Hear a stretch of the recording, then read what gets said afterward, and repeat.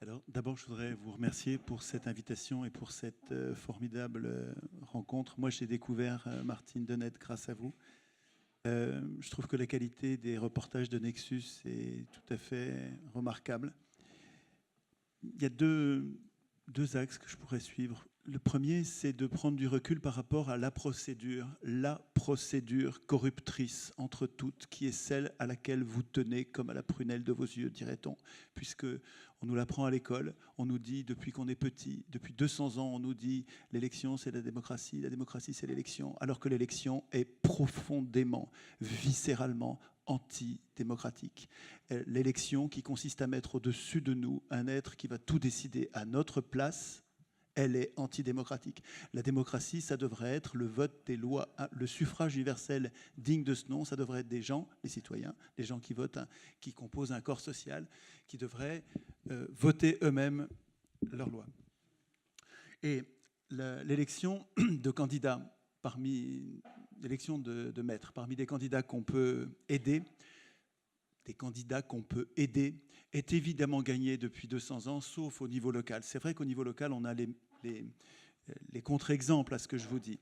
Mais dès qu'on monte à grande échelle, département, région, nation, et plus encore l'Europe, évidemment, enfin continent, les élections à grande échelle demandent de l'aide. Personne ne peut gagner une élection à grande échelle sans avoir de l'aide. Or, la procédure qui permet de gagner une élection parmi des candidats qu'on peut aider, elle donne le pouvoir aux riches, elle donne le pouvoir à ceux qui ont les moyens d'aider. Tout simplement, c'est aussi simple que ça. Or, on nous apprend à l'école depuis toujours, depuis qu'on est tout petit, dans les livres et dans les journaux et à la télé, on nous apprend que c'est ça la démocratie. Et donc, nous apprenons à vouloir la procédure qui va nous déposséder, qui va nous retirer tout pouvoir, parce qu'une fois que vous avez élu quelqu'un, c'est lui qui va tout décider à votre place, même s'il est très gentil, même s'il est très vertueux, ce qui est quand même un cas d'école, ça arrive, hein, c'est incroyable d'en voir, on a l'impression de... Mais ça arrive évidemment, surtout à petite échelle. Mais tous les élus ne sont pas corrompus. Voilà, tous les élus ne sont pas corrompus. Évidemment, mais je ne pense pas du tout qu'ils soient tous corrompus. Je vois bien qu'au niveau local, il y en a plein qui sont incroyablement dévoués. Mais comme... c'est quoi ton prénom ? Bertrand. Bertrand. Comme Bertrand le rappelait, de nombreux élus sont en fait aussi des propriétaires fonciers. Et ce n'est pas du tout un hasard. C'est vraiment... C'était l'élection. Parmi des candidats, les candidats, vous savez, depuis Platon disait déjà, donc c'est quand même une vieille affaire, nous disait que la pire des choses qui puisse arriver à une cité, c'est de donner le pouvoir à ceux qui le veulent. D'ailleurs, Bertrand ne le voulait pas, il a été élu, on l'a désigné, et bon, il a bien fallu qu'il fasse le boulot. À Saillant, c'est pareil, ils l'ont élu alors qu'ils ne voulaient pas. Les élections sans candidat nous donneraient un bien autre résultat que des élections parmi des candidats.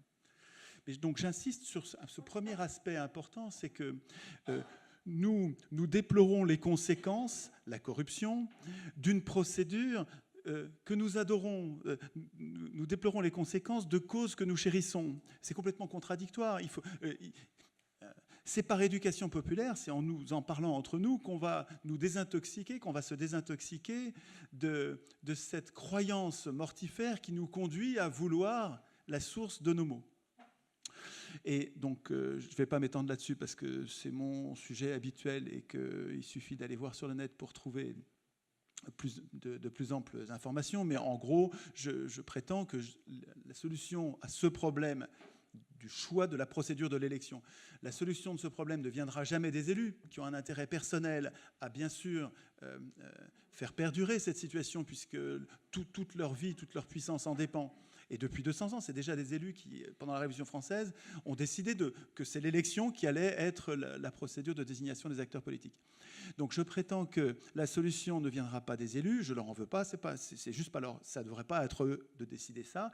La solution ne viendra que de nous, mais du même coup, il faut qu'on apprenne à constituer, il faut qu'on apprenne à écrire nous-mêmes les règles du pouvoir. C'est pas aux hommes au pouvoir d'écrire les règles du pouvoir, eh bien donc c'est à nous d'écrire les règles du pouvoir. Oui, je sais que vous n'avez pas envie, oui, je sais que vous ne connaissez pas la Constitution, vous ne savez pas comment, mais je vous dis, vous n'aurez pas de solution, on ne changera pas le monde capitaliste, mais on devrait dire crapuliste, hein, parce que c'est plus grave que capitaliste, parce que les grandes surfaces, c'est la concentration du capital, c'est le même processus de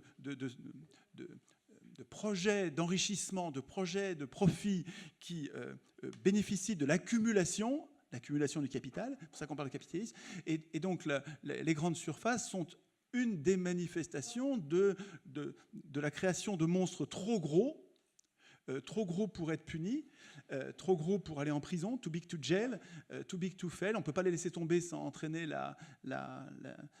un drame dans la société, comme avec la banque.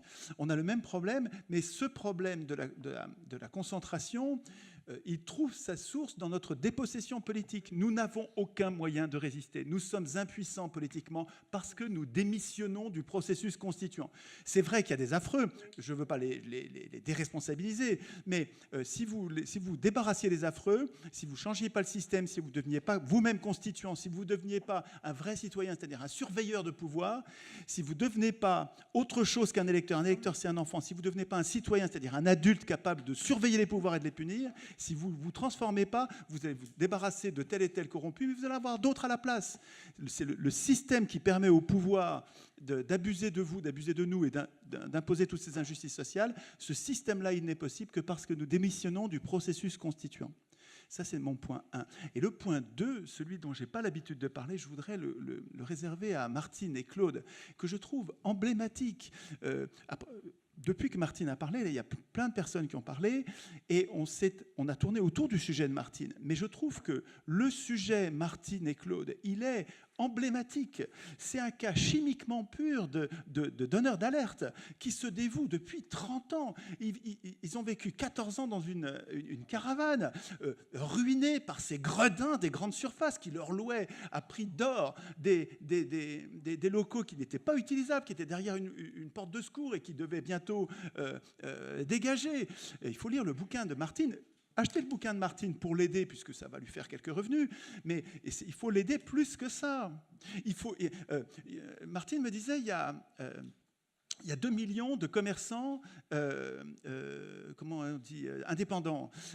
Ces gens-là, Martine les défend bec et ongle depuis 30 ans. Ces gens-là sont défendus par Martine depuis 30 ans.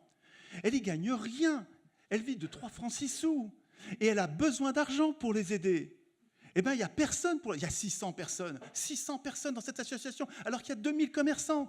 Je trouve ça emblématique de notre égoïsme, de notre frilosité, de notre aveuglement à aider nos lanceurs d'alerte, tous les lanceurs d'alerte.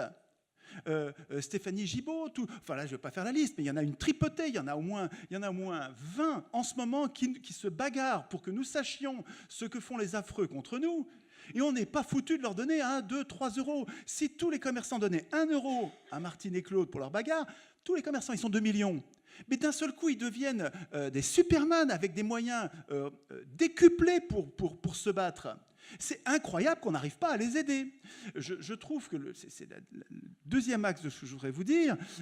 Oui, c'est vrai, il faut qu'on s'occupe de la politique, il faut qu'on se bagarre pour construire la démocratie qu'on veut. Oui, mais en attendant, il y a des lanceurs d'alerte qu'il faut protéger. Les pouvoirs, le dernier bouquin de Stéphanie sur les trackers d'alerte, les trackers de lanceurs d'alerte. La traque des lanceurs d'alerte. La traque des lanceurs d'alerte. Aux éditions Max Milo. Voilà. D'abord, il faut lire ces bouquins. Il faut comprendre comment les pouvoirs vont se débarrasser de nous. Et comment de nous? Ils vont se débarrasser d'abord des meneurs. Les meneurs, c'est les lanceurs d'alerte. Et les lanceurs d'alerte, ils n'ont comme défense que nous. Donc, je ne vous demande pas de devenir des lanceurs d'alerte, mais je vous demande, y compris ceux qui regardent sur Facebook et les réseaux sociaux, les lanceurs d'alerte ont besoin de nous tous. Si vous restez chez vous pour ne pas faire de politique, au moins aidez financièrement, donnez-leur des ronds, un virement permanent, tous les mois, donnez-leur 1 euro. 1 euro, bon sang, 1 euro par mois, tous les mois, un virement permanent, pas juste un coup. Ils ont besoin, tous les mois, ils ont besoin d'argent. Et ce n'est pas pour eux, c'est pour vous. Oui, il y a quelque chose qui me désespère, c'est l'inertie des humains qui sont à la fois bons, parce que la plupart des gens que je rencontre sont des gens bons. La plupart, le propre de l'homme juste, disait Alain, le propre de l'homme juste est de ne point vouloir gouverner les autres et de seulement vouloir se gouverner lui-même. Cela décide tout. Autant dire que les pires gouverneront. Les pires gouvernent parce que les meilleurs ne veulent pas gouverner. Ok, j'ai compris, vous ne voulez pas gouverner, mais au moins aidez vos lanceurs d'alerte, quoi. Mais financièrement, et tous les mois. C'est quand même pas compliqué de sortir 10 ou 15 euros par mois, vous donnez 1 euro par mois à chaque lanceur d'alerte. Ça va tout changer, ça. Hein.